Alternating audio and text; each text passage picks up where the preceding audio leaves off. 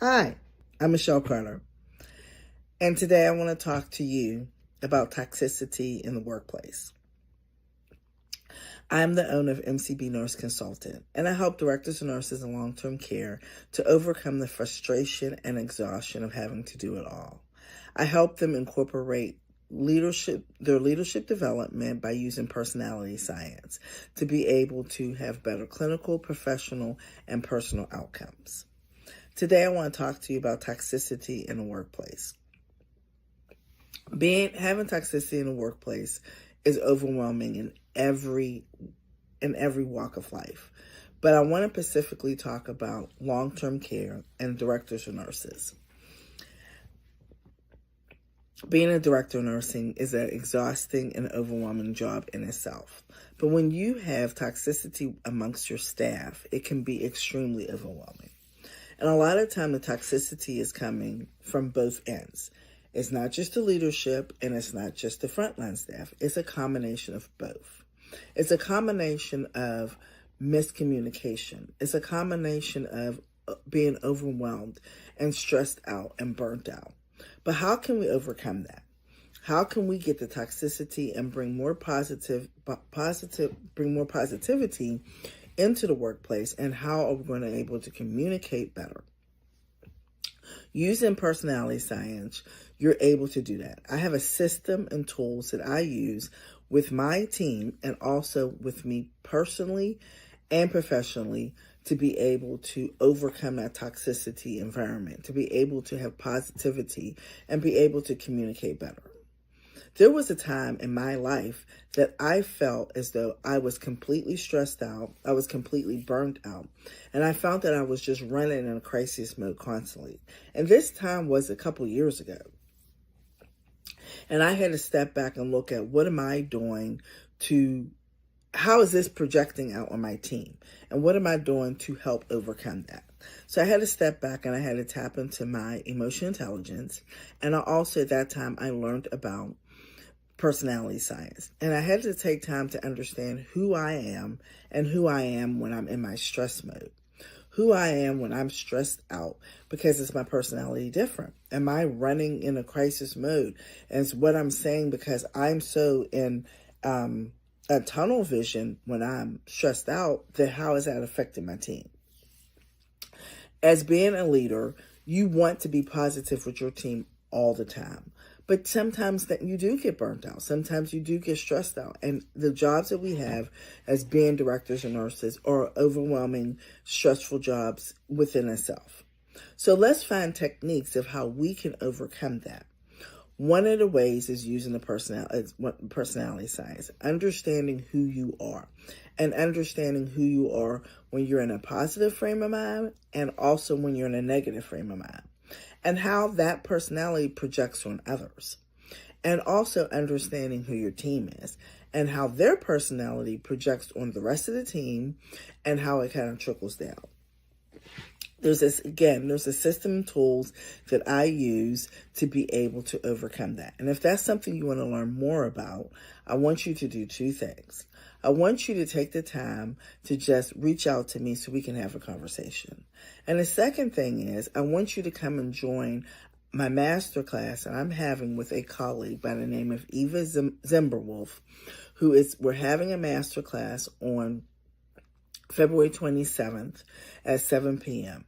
And it's a step-by-step guide to help reduce the frustration for nurses and for better communications. Come and join, because I'm going to be representing the leadership nurses, and my friend Eva is going to be representing the staff nurses. So we want to be able to help you to overcome those obstacles that you're seeing. Once you learn the systems and the tools to understand who you are and do some self-reflection and self-awareness and understand what your personality is and what your personality is when you're stressed, then you can start understanding your teams and understanding how to approach them and how they can approach each other to pull them out of that stress and overwhelm mode. Yes, I know it's a lot of different other variables that is happening. We're dealing with short staffness. We're dealing with being overworked. We're dealing with having family members that are sometimes very, very rude to us, or residents are very, very rude to us. But if we can start working on ourselves and working on our team, then we can start understanding why the family is being rude. Why that resident is being rude. Is it because they're in their stress? They're in a stress mode at that time, and how we can understand who they are so we can pull them out of that stress mode and be able to communicate with them in a different way. I think a lot of times we have those conflicts amongst ourselves and conflicts amongst family members and residents is because we're not understanding who the individual is. We all want to give great care, from the director of nursing all the way down to the janitors in your buildings. We all want to be able to give great care. But in order to give great care, you have to understand the individual you're caring for. And you have to understand who you are also. So learning those systems and tools is going to help you to be able to reduce your own frustration, because you're going to understand how to communicate when you are stressed. It's going to help you. To understand your team members or the person that you're talking to when they're stressed. It's also going to help you to be able to find strategies and techniques to be able to pull yourself out of your stress mode, and how to communicate better, and how to communicate better so you're not even put in those type of situations. A lot of our frustrations is because, again, it's miscommunication. A lot of frustrations is because we're taking things the wrong way, or we're perceived to be giving our comments the wrong way from the other person, because the other person doesn't understand us and we don't understand them. So it is a two-way street. Again, this is not a leadership problem. This is just a team, the frontline staff problem. This is a team problem, because we all have to work together as a team. And as being a director of nursing, your job, you're a team leader, you're a team player, you're a combination of both, that you have to be able to mend the fences on both ends so you can have a better communication and a team that's going to give your residents the ultimate quality care that they deserve, and be able to be responsive to the family members, and be able to help them overcome dealing with a sick loved one, and still maintaining dignity and respect for the residents, for yourself, and others will maintain dignity, respect for you also. Because that's all we all want to be. We all want to be heard, we all want to be respected, and we all want to carry ourselves with dignity and integrity. And that's so important. But in order to do that, I think we have to dig a little bit deeper to really understand who we are and how we project ourselves. When I was running that crisis mode, I was offensive to people. And I had to realize I had to come out of that crisis mode. I had to understand and sit down and do self-reflection and self-awareness, and really have to start talking to somebody to realize why was I in that mode and how I can handle situations better. And once I learned that, I was able to connect with my team better. I was able to understand and articulate and communicate the tasks that I needed better. I was able to understand my team, because I started using a system to understand their personality. I started using the tools to understand their personality. And once I started doing that, I saw better outcomes. I saw better relationships within my team, and they started using it, and they started having better relationships amongst themselves. Are you going to have setbacks? Of course you're going to have setbacks.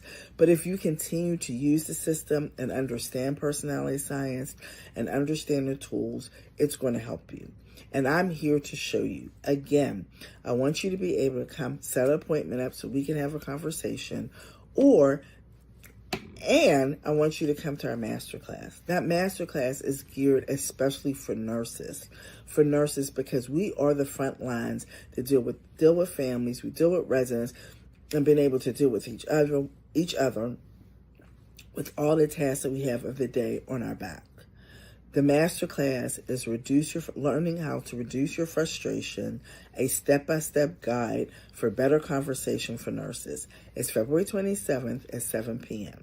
Me and Eva are going to be able to show you the techniques and strategies of how you can be able to communicate better and reduce your frustration and be able to understand how to communicate with your families, your residents, and your team members when they're frustrated, so you can have a more positive outcome in that conversation. I don't want you to miss out on this opportunity. I don't want you to continue to feel burnt out. I don't want you to continue to feel that you're alone, because you're not. We are here to help you. I'm here to show you the systems and the processes and the tools so you can be able to have better analysis of your team, take action to be able to build your team and be able to build your community and have your community grow. And that's all that we want. We want our teams to grow. I'm Michelle Carter, and I'm the owner of MCB Nurse Consultant. And I appreciate you taking this time to spend this time with me to learn about how we can get over the toxicity in our work environment. Before you go, please don't forget to like, share, and subscribe to our YouTube channel, MCB Nurse Consultant, LLC. Have a great afternoon. I'll talk to you soon.